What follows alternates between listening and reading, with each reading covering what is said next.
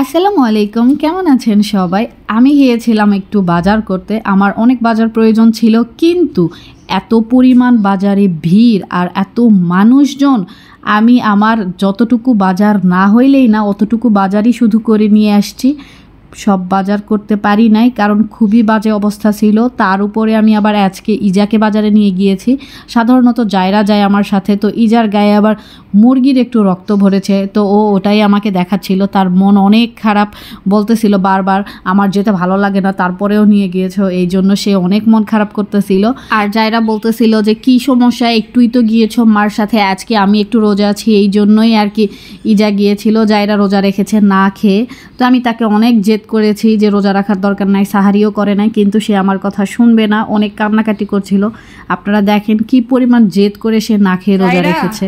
হয়েছে, এখন আর রোজা রাখতে হবে না মা, হয়ে গেছে তোমার রোজা। শোনো আমার কথা শোনো, এভাবে সাহারি না করে কারো রোজা হয় না, বোঝো একটু।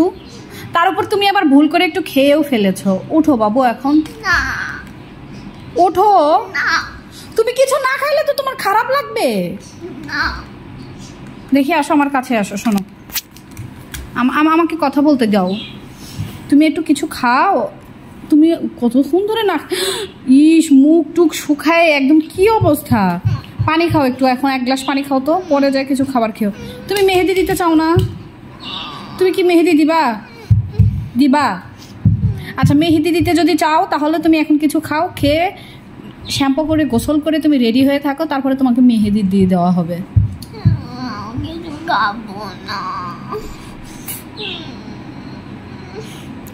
এইভাবে কি কখনো রোজা হয়?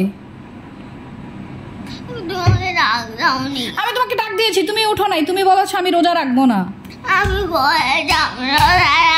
কিন্তু ঘুমের ভিতরে বলেছিলা, আমার কথা শোনো, তুমি ঘুমের ভিতরে বলেছিলা যে আমি। তুমি কিভাবে এত শিওর হইলা যে তুমি বলো না এটা? আজব। তো তুমি সাহারি না করে এরকম করে রোজা রাখা যায় না তো বাবু। তুমি এমনিতেই ছোট বাচ্চা, আল্লাহ তো তোমার উপরে এমনি খুশি হয়ে গেছে। এখন কয়টা বাজে দেখো, এখন বাজে 1টা, তো অলরেডি তোমার রোজা হয়ে গেছে অর্ধেক। কি যে আজকে রোজা রেখেছে বলো তুমি?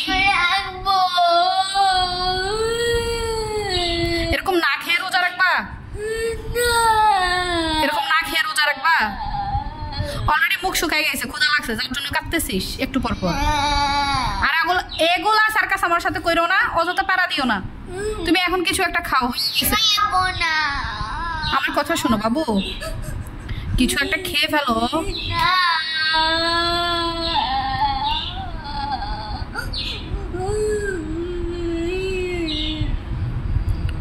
মানে তুমি রোজা রাখবাই?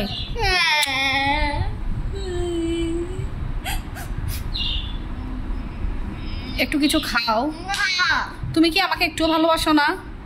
তুমি যদি এখন কিছু একটা খাও তাহলে তোমার জন্য বিকেলে একটা সারপ্রাইজ আছে, আর যদি এখন কিছু না খাও তাহলে তোমার জন্য কোনো সারপ্রাইজই নাই। সারপ্রাইজটা শুধু ইজা পাবে। এখন ভেবে দেখো বিষয়টা কি করবা তুমি। তুমি যেহেতু সাহারি করো না, ছোট মানুষ, 1টা পর্যন্ত তুমি অলরেডি এখন পর্যন্ত না খেয়ে আসো, মানে তোমার রোজা হয়ে গেছে। তুমি খেয়ে নাও, বিকেলে তোমাদের দুইজনকে, আজকে চাঁদ রাত না, তোমরা হাতে মেহেদি দিবা, আমি বাইরে ঘুরতে নিয়ে যাই, কিছু একটা দুইজনকে গিফট করব, তোমাকেও ইজাকেও। এখন তুমি কি চাও বলো, যাবো আমার সাথে বিকেলে? তাহলে যেতে চাইলে এখন পানিটা খেয়ে, ওই যে টেবিলে আন্টি খাবার একদম ঢেকেই রাখছে, তুমি খাবারটা খেয়ে ফেলো। খেয়ে ফেলো। আচ্ছা, ওটা খাবা না, তাহলে কি খাবা বলো? বিস্কিট খাবা? মানে বিস্কিট খাওয়ার ইচ্ছা হইতেছে? আচ্ছা যাও, পানি খেয়ে আগে 1 গ্লাস পানি খাও, খেয়ে বিস্কিট খাও। দেখি পানি খাও তো, 1 গ্লাস পুরোটা খাও। বিসমিল্লাহ। জায়রা রোজা হয়ে গেল, আলহামদুলিল্লাহ। দেখি দেখি দেখি, তুমি তো 1টা পর্যন্ত অলরেডি ছিলা, তোমার রোজা হয়ে গেছে বাবু। দেখি মা, দেখি। আল্লাহ, জায়রা মনে 2টা রোজা হয়ে গেল তাহলে আজকে দিয়ে, তাই না? Very good. হ্যাঁ, ও হ্যাঁ হ্যাঁ হ্যাঁ, 3টা, সরি।